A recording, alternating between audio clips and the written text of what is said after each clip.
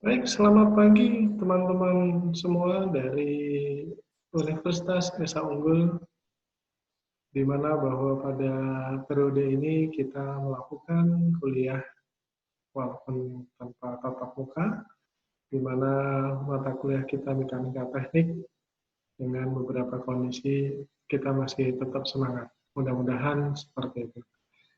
Pada pertemuan perkuliahan kita yang ketiga ini, kita akan membahas terhadap gaya.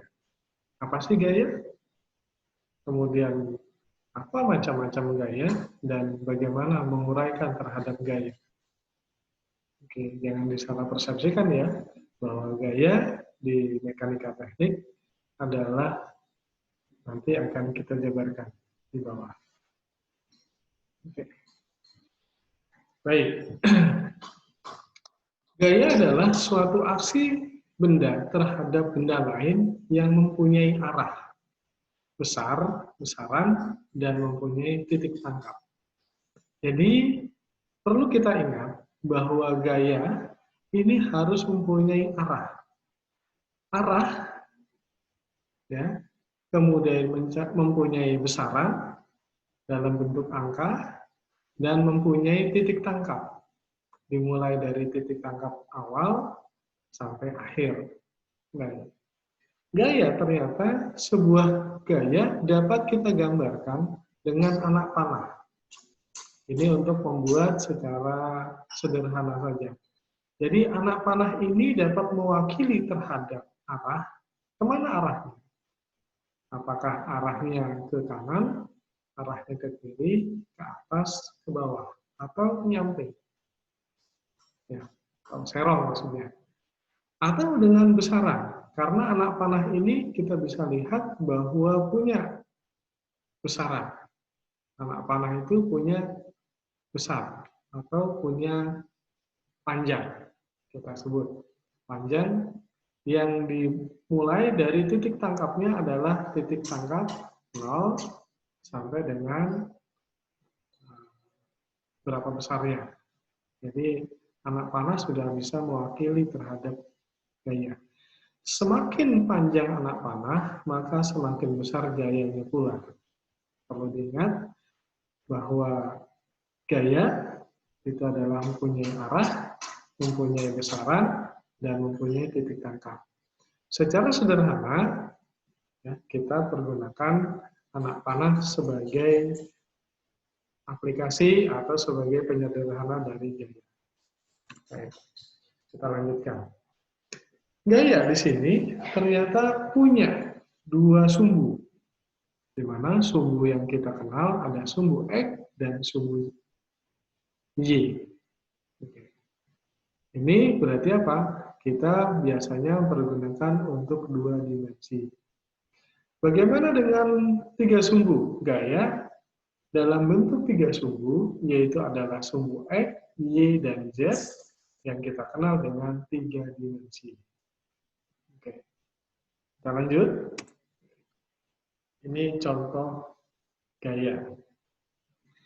Ada satu gaya yang kita buat secara sederhana dengan tanda panah, yaitu ada titik tangkap. Titik tangkap kita sebut dengan titik 0, dan besarnya itu adalah arahnya sampai titik akhir, sampai mata panah. Gitu ya. Nah, ternyata mata panah ini mempunyai arah. Arahnya ke arah kanan dan menyerong. Ya. Besarnya, berapa besarnya? Dari titik tangkap, titik 0, sampai dengan terakhir, ujung terakhir.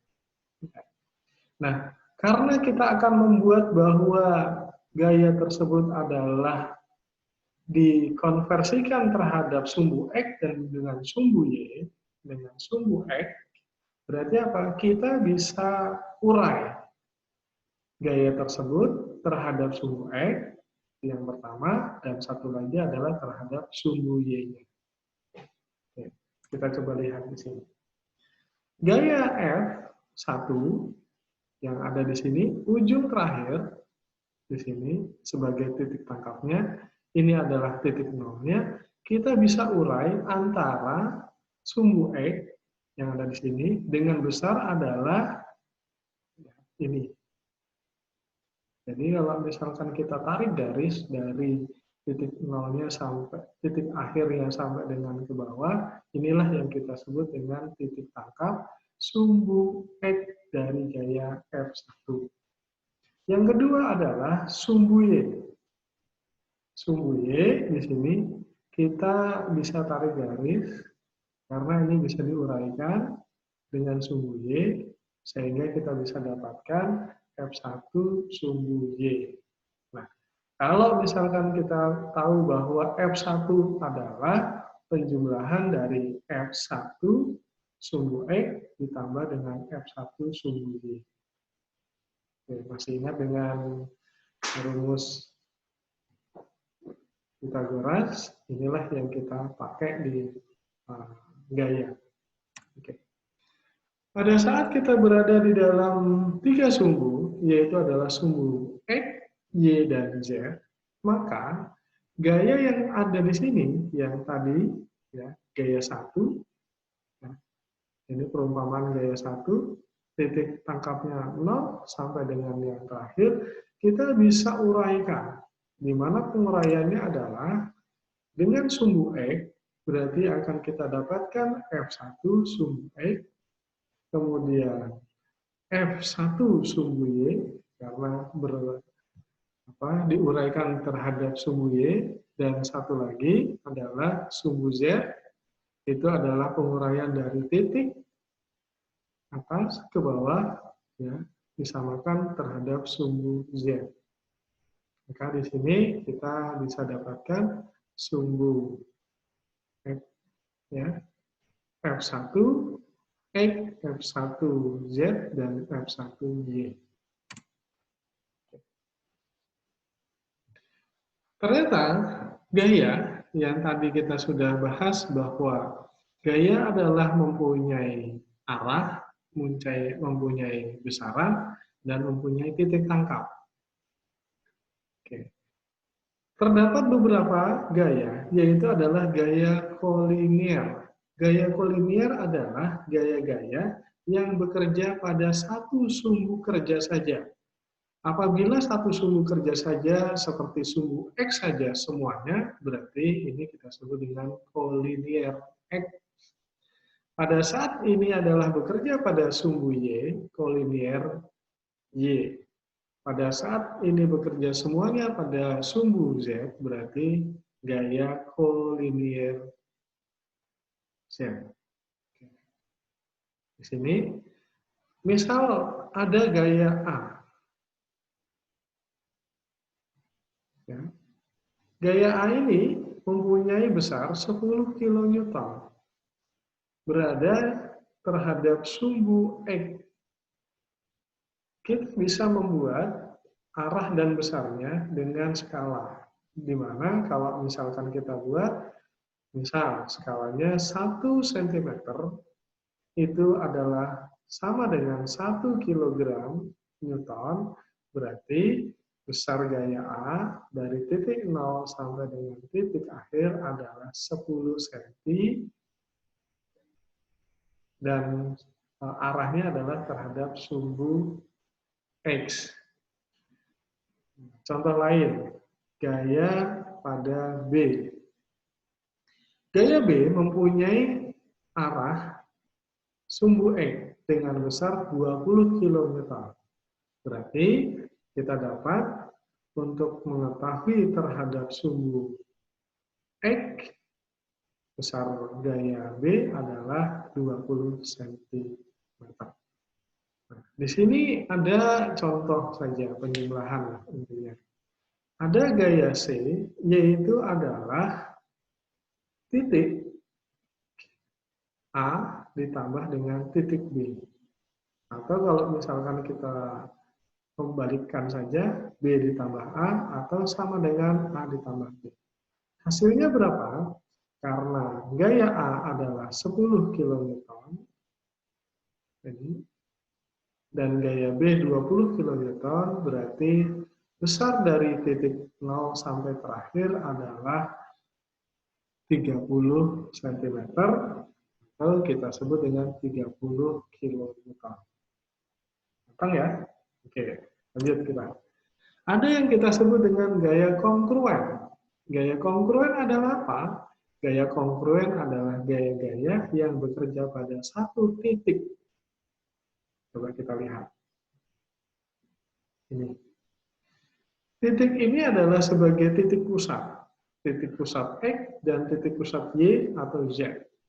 Titik pusat ini adalah sebagai salah satu gaya kongruen. Terdapat gaya F1, ada F2, ada F3, dan ada F4. Berarti apa? Titik ini adalah sebagai titik pusat gaya kongruennya. Oke. Bisa ya? Kita lanjut. Disebut lagi ada yang kita sebut dengan gaya koplanar. Gaya koplanar adalah gaya-gaya yang bekerja terletak pada satu bidang saja. Kita lihat. Ada satu bidang di sini, kalau misalkan kita ibaratkan adalah kayu, berarti ada yang kita bebani di sini, F1, F2, dan F3. Kalau misalkan kita coba bahwa gaya yang berada di sini terhadap satu bidang kayu ini panjang, F1 kita ibaratkan sebagai manusia, F2 adalah sebagai bahan bangunan, kemudian F3 adalah misalkan ada kayu besar yang menyangga di sini, berarti inilah yang disebut dengan gaya koplanar.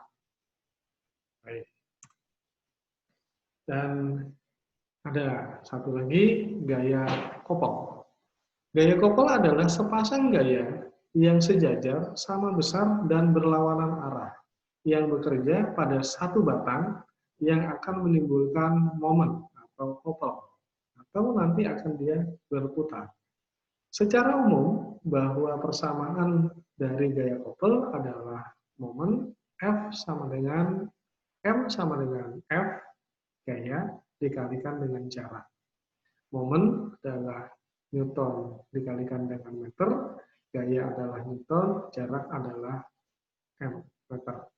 Kita perhatikan di sini.